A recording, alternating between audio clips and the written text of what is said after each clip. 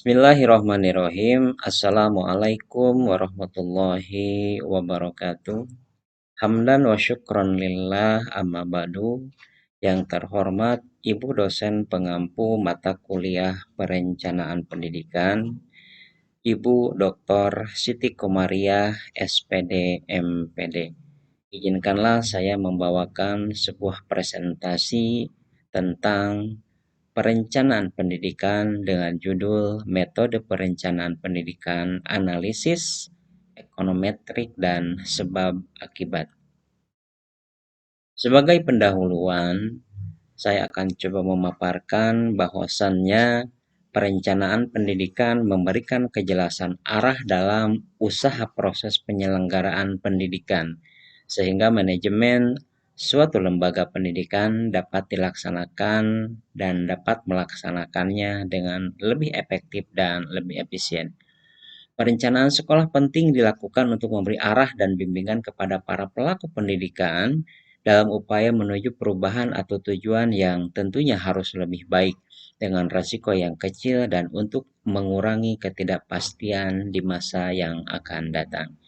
Perencanaan mempunyai peranan yang sangat penting dalam proses berkembangnya suatu lembaga pendidikan, di mana salah satu di antaranya adalah seperti pendidikan ekonometrik dan sebab akibat. Perencanaan akan membimbing sekolah dalam mencapai tujuannya. Dengan kata lain, perencanaan yang matang memberikan arah sistem untuk mencapai tujuan. Karena pada dasarnya suatu sistem akan berfungsi dengan baik jika dilakukan dengan sebuah persiapan yang tentunya sangat matang. Adapun untuk rumusan masalah, yang pertama yaitu apa yang dimaksud dengan perencanaan pendidikan. Yang kedua, apa saja faktor pendukung dan faktor penghambat penerapan metode perencanaan pendidikan, khususnya dengan analisis ekonometrik dan sebab akibat. Tujuan pembahasan yang pertama untuk mengetahui ihwal perencanaan pendidikan, yang kedua untuk mengetahui faktor pendukung dan tentunya faktor penghambat penerapan metode perencanaan pendidikan, analisis ekonometrik dan sebab akibat. Perencanaan dianggap sangat penting karena akan menentukan sekaligus memberikan pedoman terhadap tujuan yang akan dicapai. Tanpa perencanaan yang matang, sebuah tujuan tentunya akan gagal dan menjadi tidak terarah. Tujuan yang dipikirkan dengan matang dan terencana dengan sangat baik akan berdampak pada pencapaian tujuan. Pendidikan sendiri bisa dimaknai sebagai usaha sadar dan terencana untuk mewujudkan suasana belajar dan proses pembelajaran agar peserta didik secara aktif mengembangkan potensi dirinya untuk memiliki kekuatan spiritual keagamaan, pengendalian diri, kepribadian, kecerdasan, akhlak mulia, serta keterampilan yang memang diperlukan dirinya, masyarakat, bangsa, dan negara. Dengan demikian, pengertian perencanaan pendidikan adalah suatu proses intelektual yang melibatkan analisis, penumusan penimbangan, dan pengambilan keputusan secara terus-menerus dengan keputusan-keputusan yang harus diambil dan yang secara sistematis berkaitan dengan keputusan-keputusan lain, baik dalam bidang itu sendiri maupun dalam bidang lain yang ada sedang dibangun dan tidak ada alasan, tidak ada batasan waktu untuk satu jenis kegiatan atau tidak. Suatu kegiatan harus selalu mendahului dan didahului oleh kegiatan yang lain. Tujuan perencanaan pendidikan. Perencanaan pendidikan tentu memiliki tujuan dari rencana itu sendiri. Beberapa tujuan perencanaan pendidikan seperti sebagai sumber daya yang dioptimalkan, sebagai hasil kajian internal dan eksternal, indikator yang termasuk dalam strategi untuk membangun atau membantu dalam menerapkannya, gambaran realistis dari kegiatan dan bagaimana mereka berhubungan satu sama lain sebagai pedoman atau tolak ukur untuk mencapai tujuan, maupun sebagai alat untuk mengurangi berbagai tantangan yang dihadapi saat belajar sebagai acuan pengawasan. Manfaat perencanaan pendidikan yang pertama dapat digunakan sebagai standar pelaksanaan dan pengawasan proses aktivitas atau pekerjaan pemimpin dan anggota dalam suatu lembaga. Yang kedua, dapat dijadikan sebagai media pemilihan berbagai alternatif langkah pekerjaan yang strategis, penyelesaian yang terbaik bagi upaya pencapaian tujuan pendidikan. Yang berikutnya dapat bermanfaat dalam penyusunan skala prioritas kelembagaan, baik menyangkut sasaran yang akan dicapai maupun proses kegiatan layanan tersebut. Analisis ekonometrik atau econometric analysis.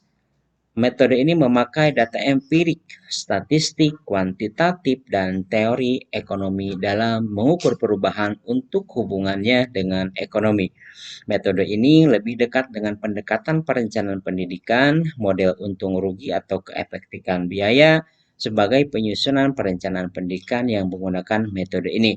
Hal-hal yang perlu dilakukan yang pertama adalah melakukan analisis secara empirik atau kuantitatif tentang sumber daya dan sumber dana yang dimiliki oleh lembaga.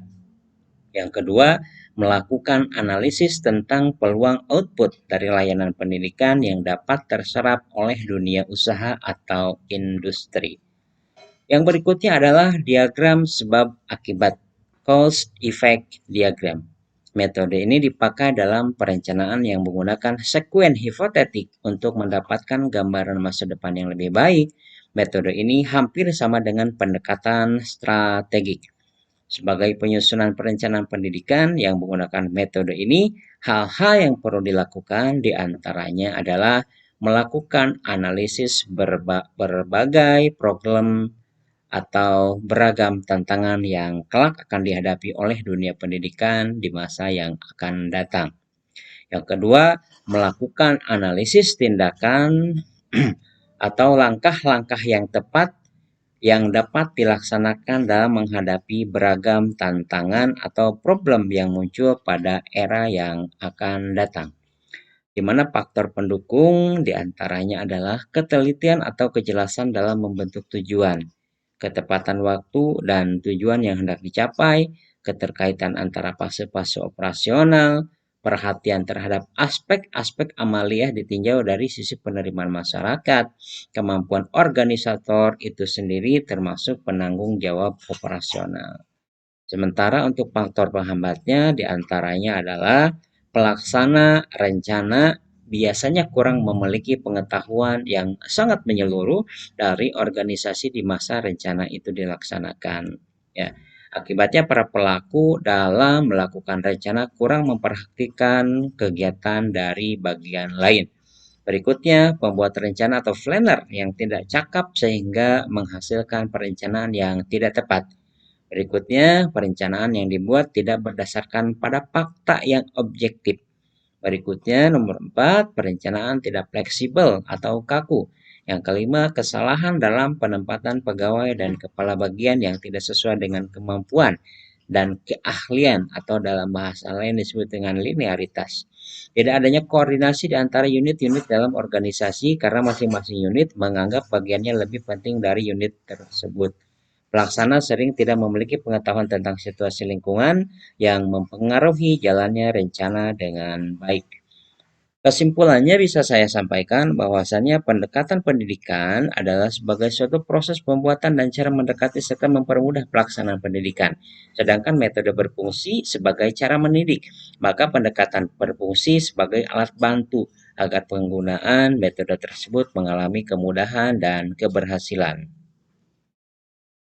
sehingga tercapai tujuan pendidikan yang diharapkan dan mampu menunjukkan keberhasilan pendidikan anak-anak didik yang berdasarkan skill yang dimilikinya setelah menempuh masa pendidikan yang telah ditentukan. Metode perencanaan pendidikan ada berbagai macam, di mana salah satu di antaranya adalah metode analisis ekonometrik, metode diagram sebab akibat. Teknik perencanaan dapat berjalan dengan baik dan lancar apabila sesuai dengan rencana yang dibuat dan unsur-unsur pendukungnya pun relevan dengan perencanaannya. Mungkin itu yang bisa saya sampaikan pada kesempatan kali ini. Penulis menyadari masih sangat banyak kekurangannya, oleh karena hal tersebut mohon bimbingan dan dukungannya dari Ibu dosen pengampu mata kuliah ini. Sekian dan terima kasih. Billahi taufiq wal hidayah. Wassalamualaikum.